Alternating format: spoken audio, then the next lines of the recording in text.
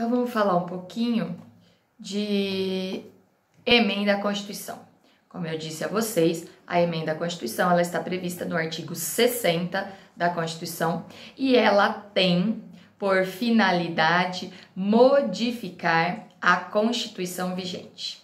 Ela é o chamado, quando vocês estudaram lá no primeiro ano, o poder constituinte derivado, que permite modificações no texto da Constituição vigente. Ela tem um rito especial, um rito próprio, com um quórum qualificado. Por quê? Porque a Constituição é a nossa maior lei. Não daria para a gente ter uma possibilidade fácil de modificação. Se com todo esse rito, dificultoso, a gente já tem várias emendas à nossa Constituição, imaginem se ela fosse, se houvesse a possibilidade de fazer uma lei ordinária, fazer o mesmo rito de uma lei ordinária. Mas a gente tem que saber que a emenda à Constituição ela tem peculiaridades próprias e ela visa modificar o texto constitucional vigente. Então, o artigo 60 da Constituição diz: a Constituição poderá ser emendada mediante proposta. Primeira coisa que a gente tem que saber é a quem cabe fazer o pedido de modificação da Constituição. Pessoal, eu preciso que uma coisa fique muito clara na cabeça de vocês. Toda vez que eu falar de iniciativa, a iniciativa do projeto, essa iniciativa é quem pode mandar o projeto para o Congresso Nacional, quando a gente está falando de emenda à Constituição ou de uma lei federal. Quem tem competência para encaminhar um projeto de lei para a Casa Legislativa. Se esse projeto de lei vai ser ou não aprovado, já é outra situação. Tudo bem? Então, nós temos dois momentos extremamente importantes. Então, toda vez que eu falar de iniciativa, quer dizer que alguém que tem competência para fazê-lo encaminha à Casa Legislativa um projeto de lei. Então, a Constituição, no artigo 60, ela diz quem é competente para propor projeto de emenda à Constituição. As famosas PECs, se vocês gostam de ler, de estudar, de ver notícias, vocês com certeza já se depararam com a PEC da Previdência, a PEC das domésticas e outras tantas que nós temos. Agora, recente, estão falando da PEC da segunda instância, certo? Então, toda vez que a gente ouvir a palavra PEC, quer dizer é um projeto de emenda à Constituição, é um projeto que pretende modificar o texto constitucional. Então, quem pode propor uma PEC? A competência aqui de iniciativa, ela está prevista nos incisos 1, 2, 3 do artigo 60. E diz assim, então, quem pode propor? 1/3, no mínimo, dos membros da Câmara dos Deputados ou do Senado Federal. Então, prestem atenção aí, não é tá, gente? Se colher a assinatura de 1/3 dos membros da Câmara ou 1/3 dos membros do Senado, poderá ter uma proposta um projeto de emenda à Constituição, ok? Então, pelo menos 1/3, no mínimo, você pode ter muito mais do que a assinatura de 1/3. Chamo a atenção para vocês desse ou, porque pode vir alguma pergunta falando que é e. Não, não é e. É Câmara dos Deputados ou Senado Federal, tudo bem? Depois, quem também pode fazer uma PEC? Presidente da República. E por último, mais da metade das assembleias legislativas das unidades da federação, manifestando-se em cada uma delas pela maioria relativa de seus membros. Pessoal, maioria relativa e maioria simples são sinônimos, tá? É a mesma coisa, você pode ouvir falar de maioria simples, como também pode ouvir falar maioria relativa.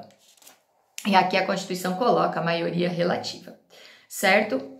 Então, quem pode propor? No mínimo 1/3 dos membros da Câmara ou do Senado, presidente da República ou mais da metade das assembleias legislativas existentes no Brasil. Quais são os membros do Poder Legislativo que estão nas assembleias legislativas? Os deputados estaduais.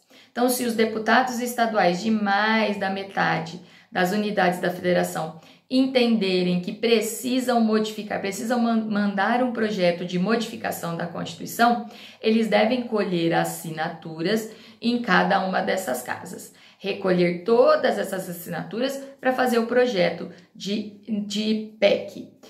E como que será votado, né? Como será contado o voto desses membros? Quem estiver na sessão vai ser 50% mais um dos membros que estão presentes naquela sessão. Tudo bem? Então, o inciso 1, 2 e 3 diz respeito à iniciativa. Quem pode fazer o projeto de lei? Como que é aprovado o quórum de votação deste projeto? Vou deixar o parágrafo 1º para daqui a pouco, tá?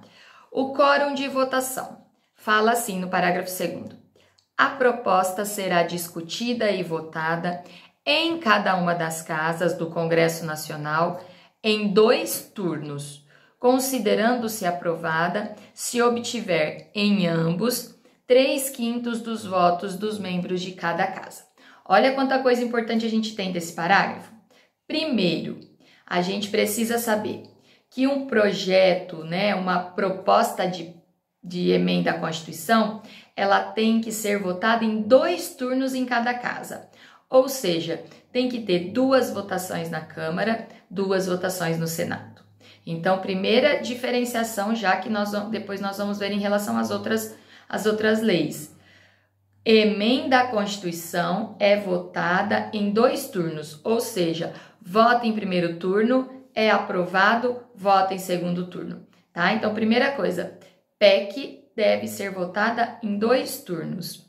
Qual é o quórum para aprovação da PEC? O quórum é maioria qualificada de 3/5. Portanto, é um quórum diferenciado, um quórum maior, tá? Vocês têm que saber que para essa PEC ser aprovada, em qualquer um dos 4 turnos, tem que ter a aprovação de 3/5. E aí é uma conta mesmo, é uma conta matemática, tá? Pega o número de deputados, divide por 5, faz vezes 3. Tudo bem? Então, é uma conta mesmo com fração, certo? E a mesma coisa acontece no Senado. Então, 2 turnos na Câmara, 2 turnos no Senado. E aí eu trago para vocês um esqueminha de realmente como acontece em cada uma das casas, tá? Se a PEC for proposta, né, tiver a iniciativa e ela entrar pela Câmara dos Deputados, então a Câmara vai ser a primeira casa legislativa.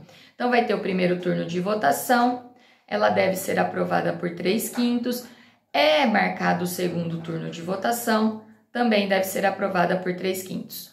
Acabou a votação na Câmara dos Deputados. Nós vamos encaminhar ao Senado, que é a segunda casa legislativa. No Senado, nós temos o primeiro turno de votação. Se aprovada por 3/5, é designado o segundo turno de votação. Se aprovada por 3/5, ela vai ser promulgada. Se ela tiver modificações consideráveis, que são essas modificações substanciais no seu texto, ela tem que voltar para a Câmara novamente. Então, quando são modificações muito pequenas, que não afetam o texto da proposta, ela não precisa voltar para a primeira casa. Mas quando ela tiver modificações significativas que alteram, né, o texto da proposta, ela tem que voltar para a primeira casa legislativa. Ok, pessoal?